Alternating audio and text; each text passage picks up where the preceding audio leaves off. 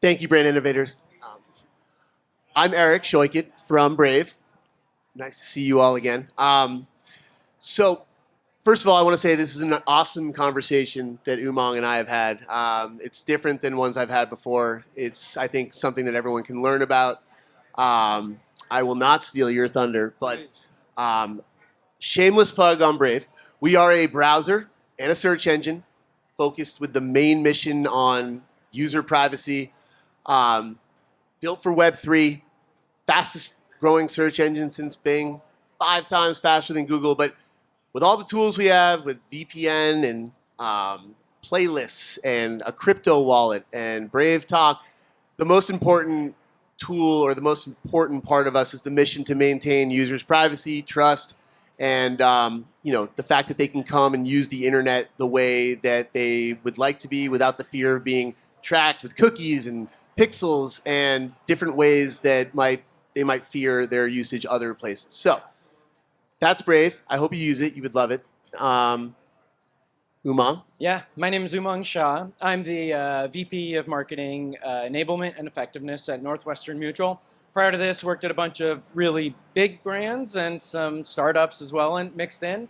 So yeah, happy to talk to you about Perpetual Relevance. So I think why don't we start with, what do you do at Northwestern Mutual? What is effectiveness mean for you guys, and how do you use it? Yeah, so my team can consist of 2 main functions, right? How do we make sure the marketers have all the tools and capabilities they need to be modern?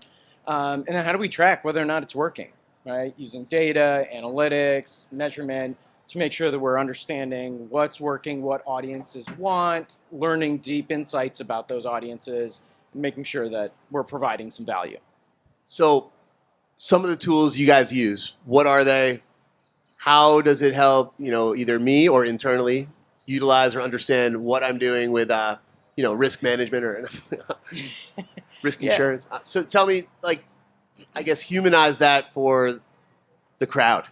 Yeah, well, so the tools are probably pretty common. Like, there's similar tools that everybody might use for analytics.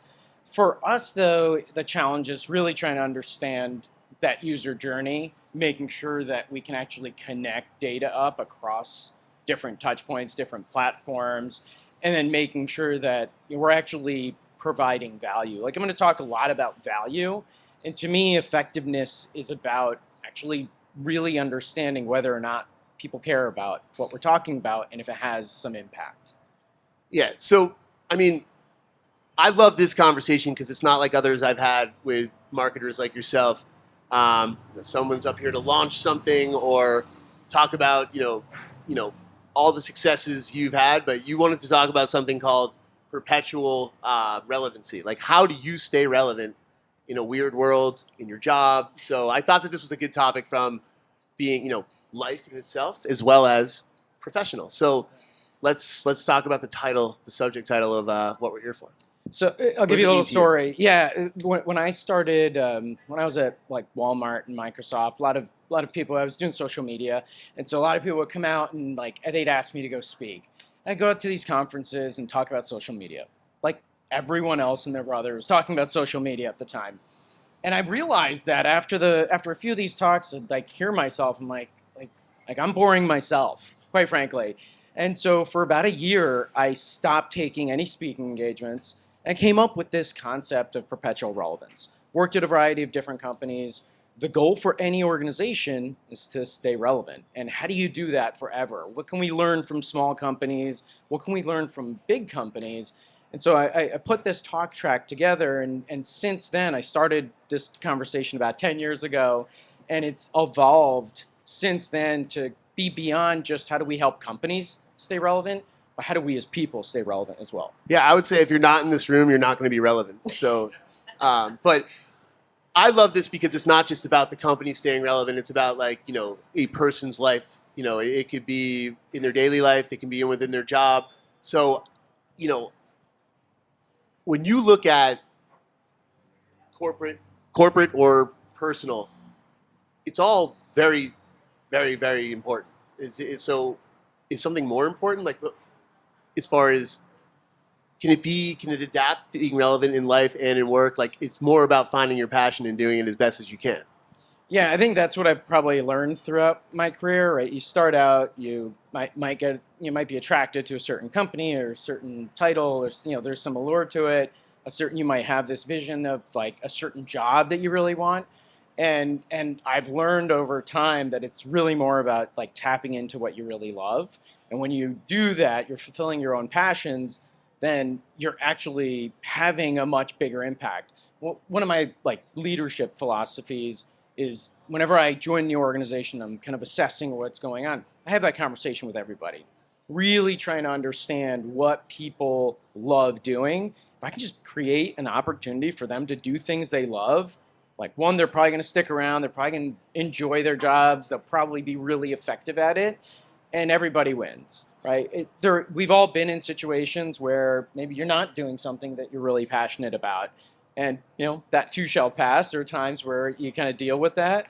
But like seeking out that passion and applying that same methodology to organizations and your role is like, that's the key to long-term like happiness and value. But like your background, it's unique, right? I think by design, you've worked in cannabis, high tech, finance, retail, CPG. So like the topic, staying relevant and finding passion, like you've had to do that in many different walks of life as far as a career. So talk about that. How does that work? Yeah, look, and a lot of those decisions were really conscious decisions, right? There are a couple of different approaches I think people take in their careers. You can become like an expert in an industry. You might stay in the same company or go to different companies within an industry. There's a lot of value in that. Not to take anything away from people that are experts and hone their craft. For me, it was really important to be adaptable, right? I want to be able to be dropped into any situation and be able to figure it out and excel, right? And that applies both physically, it applies in the type of organization, it applies to the industry and the audience, right? I've done B2B, B2C, B2B2C, and being able to come into a new city, figure it out quickly, understand an organization, build a team, build a process. It gives me the confidence that I can go into any environment and be successful. And like ultimately, I think the key to that is some curiosity and some creativity. But like there's like an endless supply of problems to solve in this world. And if you can hone it by trying all these different things, that's how we're going to solve them. So is it wrong to not diversify career path or industry? Like, are people doing it wrong? I mean, it's not easy. Yeah, no, it's not easy, and it's hard to say like right or wrong. I certainly give advice to people that like my mentees. People want to know. People that it's important. I do think it's important to put yourself into environments that you're not used to, right? You're not comfortable with it, and figure it out, right? It is hard. You do it first time, it's pretty hard. Next time, it's a little bit less difficult. And now it's become a way that you operate. And ultimately, like you come back to this concept of perpetual relevance, like the world is always going to change. Problems are always going to change. People are going to adapt. And how do you constantly figure out the right way to connect? It's through practice. So real life on that. So you came from where, and you were at Northwestern Mutual, and they said, make this sexy, right? Yeah, were you there? That was the job description. I was interviewing, but you came from one place, that wasn't, did you have a financial background? You have a marketing background, but you adapted. So what was that like coming to Northwestern Mutual, like as far as being relevant, using a skill set and honing it towards Northwestern Mutual compared to where you came from? Yeah, no, I had in most of the industries that I've been in, I've had zero background in them. And I'm maybe weird in that way. Like that was appealing to me every single time. Like you present a challenge to me that I've never done before, I'm probably going to want to go figure it out. And so like, no, never been in financial services. I was never in CPG before I was in CPG. It wasn't in retail before I was in retail. But now I'm pretty confident you can drop me in an industry and like people are still people, right? There's still a process to try to understand what's important to people. And then there's the fun part of coming up with a creative way to connect with those people. That's universal across any of those industries. So is it harder at a large company versus like a small one or a startup? Yeah, I mean, it's different, right? I will say it's different.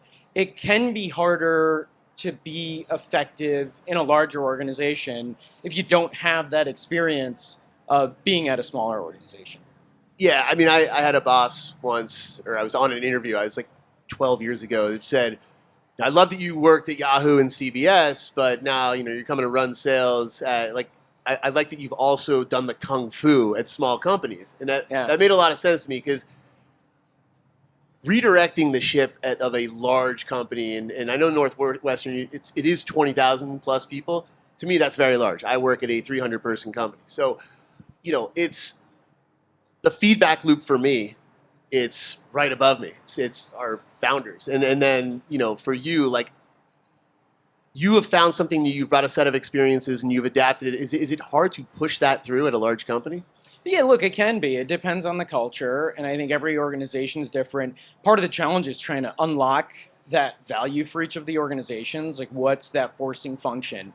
And honestly, it was different for all of these companies. But having that mindset of, if you're a small organization, like one of the things I talked about, like as principles of perpetual relevance, one of the worst things that can happen to you as an organization is you can be successful, right? Because when you're successful, you can easily become complacent. And when you're really like, you're growing, you're trying to like build something, you have no choice but to try and figure it out quickly and keep on figuring it out. When you've made it, you're like, hey, what got us here? Why would we mess with it? It's natural to have that like inclination, but we all know what got us here isn't going to be what gets us there. So complacency is bad. Yeah, sorry, I should have put a fine point on that. Yeah. So you've never been complacent, basically. No, I wouldn't. It's hard to say never as well. Yeah. No, I try not to be. I try not to. No, it's a quality I don't think that people understand, that, things are going too well, why mess with this? I mean, look, as someone who sells and leads a sales team, it's very hard for me to say, hey, Brave is an alternative browser to Bing and Google. Use us. They're like, oh my God. So it's like, I find that to be a little narrow-minded if you don't want to use us, and maybe like, time to go outside of your comfort zone and present different opportunities. So I agree with you. Well, I think it hits on this concept of like beginner's mindset, right? We can all become experts of our craft. We can solve a problem really well and know how to solve that problem. But the next time you go to solve the problem, you can do it the same way, or you can kind of challenge even yourself to say, well, what if we did do it differently, right? I had the luxury of like, I've jumped around different organizations. I'm always plopped in to help figure it out, come up with a new plan. So that's part of my job, is to ask those questions. But like, that should be everyone's job every day, right? To say, well, why did we do it this way? We've been doing this way for a while. Not to say that it can't work. Could it be better? Yeah. So again, you're plopped into a like when you came to Northwestern Mutual, the challenge was what, and what is that experience like? Saying, okay, I did this at my last company, but I'm going to adapt it to like what did that look like? If you're allowed to talk about. Yeah, no, like, I mean, I can tell you, generally speaking, at every organization, it's about how do you build modern marketing capabilities, right? We all want to be relevant. We all want to be able to, like, say interesting things, drive some sort of action. But how do you do that, right? How do you do that in an organization maybe that is older? I happen to have worked at a couple of companies that are over 150 years old, right? Like, they've been doing things a certain way for a long time. And so how do you start to modernize it and be more relevant? And it's about really trying to step back. I've learned from my mistakes too, right? When I first started doing this, I'd come in like, everything is messed up. Oh my God. And like, you try and blow it all up, right? Typically doesn't work very well, right? Yeah, and you learn the right way to try and impact change in an organization. It's unique in a large organization versus a small organization. And there's things to learn from Politics. Yeah, politics from a large organization and the ability to be agile from a small organization. Yeah. So bottom line, what is the common thread? I mean, it seems like is it adaptation? Yeah, But yeah. is there something more granular? No, I mean, look, yeah, I think it's about really like seeking to understand the truth, right? Really trying to understand what causes people internally to take action, what causes your audiences externally to take action, and like, really trying to ask the right questions to get to the truth of it. Yeah, I think adapting is important. Whether you manage a team where everyone's different, whether you come from CPG and go to finance, product set, urgency of a small company versus steering a large ship at a big company. I guess, how is that? Like, you've done it a lot. Like, how is it? Is it frustrating, or do you just like crave it? Yeah, no, it's fun. Every problem is different, right? And you also get to meet a lot of different people. That's kind of the thing that I've learned throughout my career is I used to start with the problem problem first. Like, I like to solve problems. I think I'm pretty good at solving problems. But what I've learned now, as I've gotten more mature, I've been at more organizations, like the people that I get to interact with and learn from, I'm getting as much value out of those relationships. And hey, by the way, we're going to solve some really big problems and we're going to have fun doing it. But to me, it's actually more about like the people now than it is the problem. Because if you do that, it's going to last a lot longer than just the solution. And so, in terms of these companies that you've worked at, big, but some much bigger. I mean, there's a lot of different people now in terms of, or compared to when you started your career 20 years ago. I mean, what's adapting? What's like in terms of people, not even just industry. Yeah. That adaptation too. There's a lot in my mind from what I've gotten from you is you have to be open-minded about all of the parts of the process that you're adapting to, and adapting is probably one of the most important things that from something you need to understand and always keep in mind. Like, how about the generational groups of people that you've worked with? Is it? Yeah, look, I mean, I think there's learning and there's education that happens in both ways, right? Like, you join an organization with a lot of experience, people might come to you for like advice or ask questions, but I also get a lot of value in like asking some of the younger people on the team like what their experience is like. How do they react to the same problem and see if it's different? Yeah, I think it's a miss if you don't do that. Everyone's different. You got to adapt with tact. But I don't know. I mean, in terms of to wrap it up, like I learned a lot from our conversation. You have a lot of good advice, so thank you. But I mean, the world, it's a weird place right now. There's stress, there's doubt, political environment, whatever it is. I mean, we've got to adapt. I mean, what are your kind of lasting pieces of advice for the thousands of people that are here? Thousands, yes. No. Look, I personally, for me, have always really found marketing to be a passion of mine. Right, and I've done different things within the realm of marketing. I've even done things in technology, but I always come back to marketing. I have this romantic view of the power that marketing has to create value and connect people.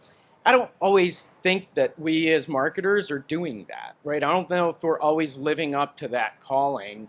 And we're in a world where we're trying to interrupt people in order to get our message through. It's much harder to actually go through and understand people, come up with value, find creative, compelling ways to connect with them. But like at the end of the day, if you're doing what you love, you're gonna figure it out, and you're gonna be much more fulfilled in your life, and your organization's gonna be infinitely more successful. One question for me on that though: what if whatever's going on in your life, the job market, what if I can't do exactly what I love and check all the boxes that I need to love my job? I mean, what would you say to that person? Because there's definitely people thinking they're like, oh, he has everything he wants. Like not everyone does. So yeah.